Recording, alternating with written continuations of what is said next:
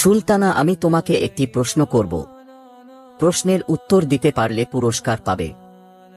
তাহলে তো ভালোই হয়। যদি আমি প্রশ্নের উত্তর দিতে পেরে পুরস্কার পাই, প্রশ্নটা কি বলেন, চেষ্টা করব ইনশাআল্লাহ উত্তর দেয়ার। আল্লাহর কাছে সবথেকে ঘৃণনীয় জিনিস কোনটি? তবুও শরীয়তে আইনটিকে শামিল করেছে। আমি বলতে পারবো না, তবুও ভেবে দেখলাম ওটাও না।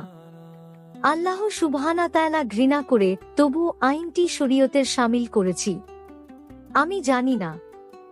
আসসালামু আলাইকুম বন্ধুরা, আল্লাহর নবী বলেছেন, তোমরা যদি কুরআন এবং হাদিসের কোন একটি বিষয় জানা থাকে তাহলে অন্যদেরকে জানিয়ে দিবে বা পৌঁছিয়ে দিবে।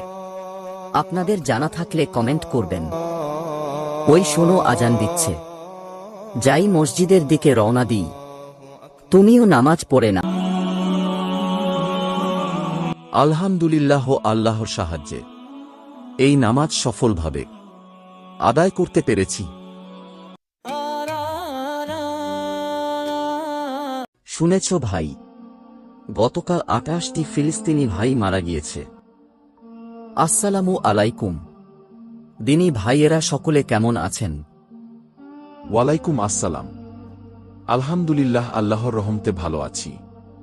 আপনি কেমন আছেন? অনেকদিন পর দেখা হলো।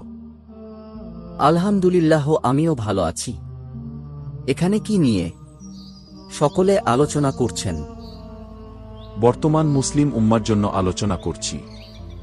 আজ পৃথিবীতে 57টি মুসলিম রাষ্ট্র আছে। হায় আফসোস, একটি মুসলিম থাকার পরেও ফিলিস্তিনি ভাইরা একের পর এক অন্যায়ভাবে হত্যা হচ্ছে। আমরা দিনী ভাইয়েরা কিছুই করতে পারছি না, নিজেকেই দোষী মনে হচ্ছে।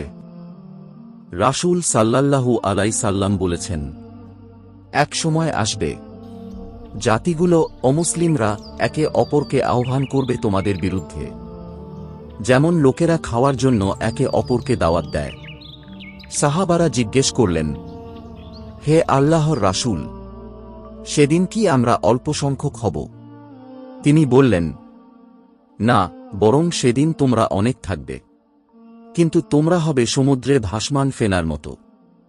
আল্লাহ তোমাদের শত্রুদের অন্তর থেকে তোমাদের ভয় দূর করে দেবেন এবং তোমাদের অন্তরে ওয়াহান ঢুকিয়ে দেবেন। সাহাবারা জিজ্ঞেস করলেন, ওয়াহান কি? তিনি বললেন, দুনিয়ার ভালোবাসা আর মৃত্যুর ভয়। হাদিস সূত্র সুনান আবু দাউদ, হাদিস নং 4297, মুসনাদ আহমদ। তাহলে কি ফিলিস্তিন ভাইবোনদের জন্য আমাদের কিছুই করার নেই?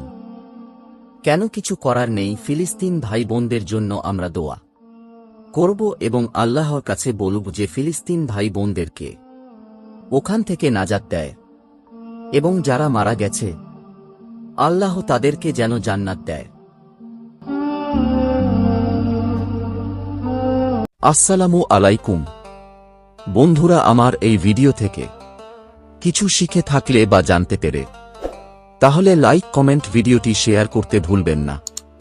আর নতুন নতুন হাদিস জানার জন্য আমাদের এই চ্যানেলটিকে সাবস্ক্রাইব করে আমাদের সঙ্গে জুড়ে থাকুন।